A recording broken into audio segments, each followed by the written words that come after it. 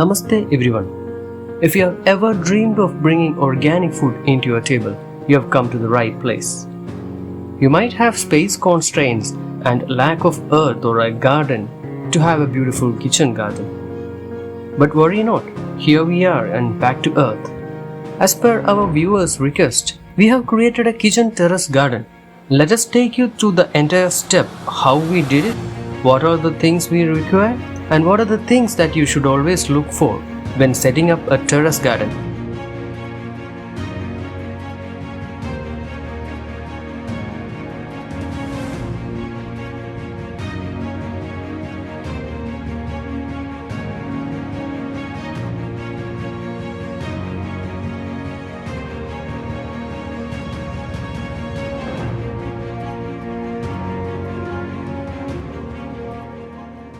The first and the most important thing to consider while setting up a garden is to choose a sunny spot where your plants will get more than 4 to 5 hours of sunlight per day. The most suitable location is an east-facing location, whether it is your balcony or your terrace. If it is facing east, your plants will get the most benefit from the sunlight. It is okay if you do not have an east-facing balcony or a terrace. Your plant should get at least 4 hours of sunlight, which is required for optimum growth. Next thing, you should select the plants which is suitable for your location, for your growing climate, and which your family loves. You can check out the planting guides which is available over the internet, which features the growth of the plant, the season of the plant, and how important the sunlight is to the plant. Different plants need different type of environment to thrive. You can keep the plants which love a lot of sunlight in a sunny spot, where shade-loving plants can be kept where the sunlight falls for less than 2 hours. You need to check out the plants, know them before you plant them.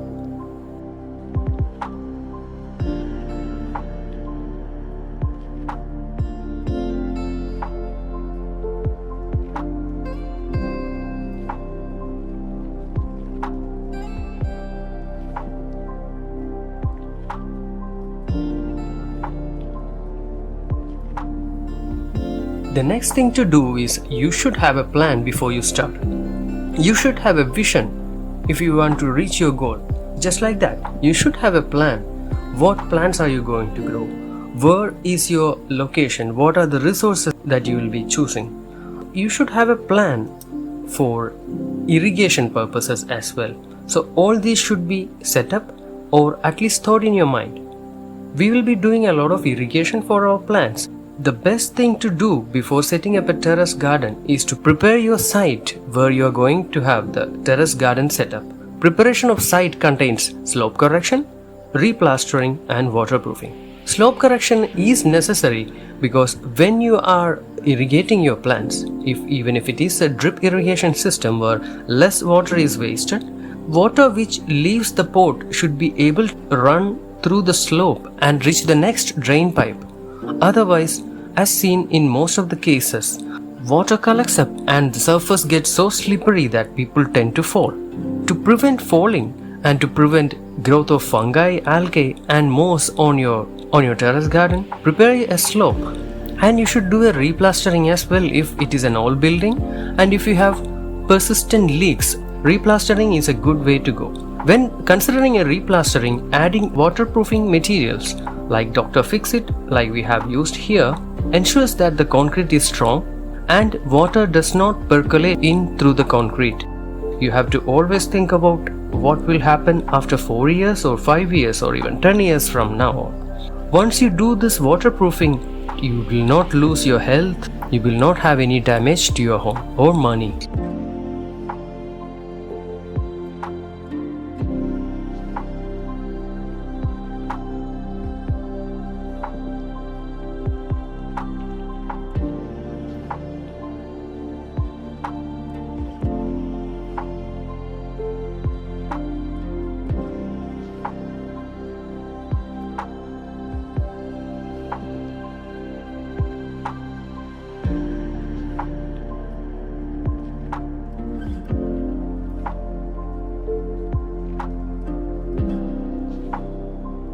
So once the waterproofing and the slope correction and replastering is done, keep the area well watered. Keep watering it for 5 to 6 days so that the concrete sets in, and check for any signs of any leaks so that before setting up your terrace garden you will be able to replaster it and handle it. You can also do waterproofing with the help of some paints as well. In the market today there are many waterproofing paints available. Their assurance is that they can hold the dampness with just the coating of paint if given in the right proportions. We have used Smart Care Damp Proof from Asian Paints. We also have available options in Dr. Fixit, Burger Paints, and also the leading companies have all the damp proofing and waterproofing paints as well. In the description there is a list given for the waterproofing available materials. You can check your local vendors or purchase it via online. So you can check out how we did the painting.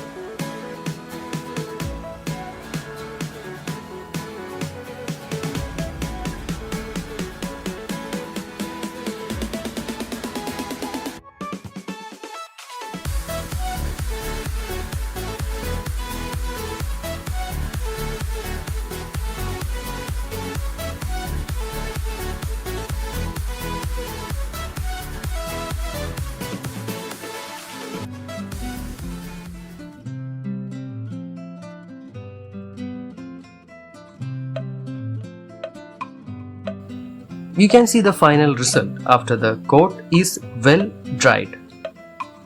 In most of the cases where we look at terrace gardening, we can see people placing garden pots and grow bags over bricks or wooden materials. This is very detrimental for your house, as the water which is leaving the grow bag and the pot seeps in through the brick or in through the wooden structures, and it percolates the concrete down below. There is a chance that the steel rods inside the concrete will rust, and this can lead to formation of leaks.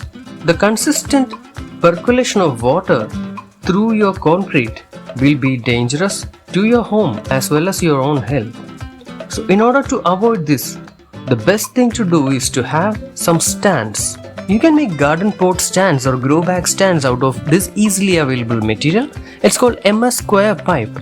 It's very easy to assemble and cut and weld these pipes. You can see our brother Ashokan is helping out assemble the stand, and he has done a fabulous job of it. After the stands are assembled, a metal primer is given as 2 coats and metallic paint is given as a single coat. During the preparation of the stands itself, we have started preparing the seeds and preparing the grow bags which we will be using to create the garden.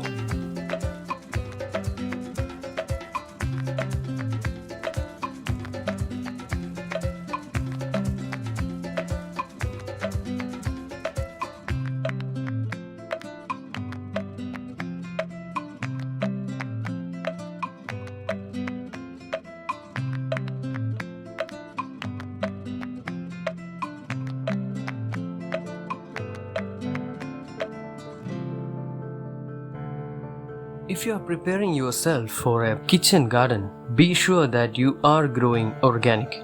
In most of the times when we are considering to grow organic, we only take care of the plants and we forget about the most important part, the soil. The soil structure plays a crucial role in the health of the plants. As you are aware, there are various groups of microbial organisms associated in the soil which contribute to the flavor and the inherent qualities of an organic produce. You can enhance the microbial abundance in your soil by adding soil organic amendments such as Zbnf, liquid black gold. Homemade organic fertilizers can help you a long way in this process. As you know, with time your soil gets improved, and don't worry if it doesn't give you better results in the first go. Be patient, be observant. Farming is an art where you need to observe patience and be like a monk. With time, you will learn things.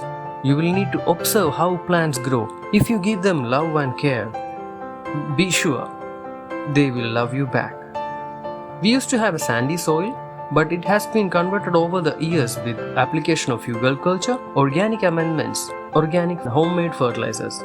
Our potting mixture is a mixture of our soil, some cow dung, and some neem cane. As a natural farmer, I have some hesitance to use grow bags even though they are UV stabilized, meaning they will not leach out any chemicals into the soil. We had to use grow bags. The best affordable option for now is the grow bag. We have other options just like jute grow bags, palm leaf grow bags, steel planters and wooden planters, but all these are expensive except the Arakanat palm leaf grow bags. So we are trying to source out materials. If you get enough palm leaf, we can make a lot of grow bags that can replace this plastic grow bag. So here you can see we are setting up the grow bags. We are adding some cocoa fiber, which was a waste raw material collected from another company, and we are filling up the soil along with the cow dung and the neem cake mixture. We do not use plastic seed trays for seeding purposes. We use recycled paper cups with soya-based ink, which is non-toxic to the plants as well as humans. So in these recycled paper cups, we plant our seeds. We usually get 70 to 90% germinations. Seeds we use are mostly local seeds, and some of the seeds are even exchanged through Facebook groups. We also purchase seeds via Amazon. Leafy Tales is a very good company. We have used their products from some time. They have better germination and their seeds have a long shelf life. As you can see, we are filling the paper cups with some soil. We are adding 2 to 3 seeds if it is a big plant, and more than 3 to 4 seeds if it is a small plant. Once that is done and the seeds germinate and 2 to 3 true leaves appear, we replant them into the grow bag. As you can see, we have replanted our plantlets into the grow bags, and the grow bags and the stands are introduced into our terrace garden.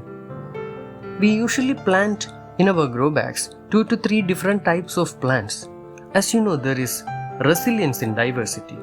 Even if there are pest attacks, we can have 2 to 3 crops inside one single grow bag so that the pest incidents can also be hindered. We always plant in such a way that there will be a root crop or a tuber crop, there will be a climber, you will have a shrub, you will have a creeper, and you will have a ground cover. And spinach is a very good way to meet your daily dose of greens. And spinach or any other crop can be planted in a succession planting.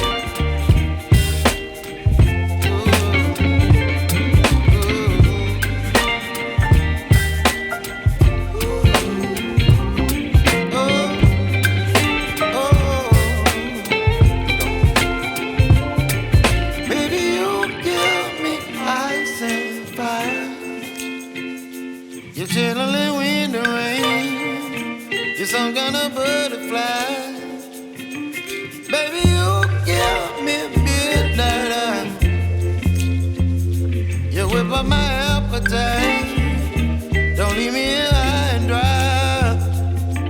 Baby, you give me ice and fire. You're channeling wind and rain. You're some kind of butterfly. Baby, you give me midnight. You whip up my appetite. Don't leave me here high and dry. Oh, oh, oh.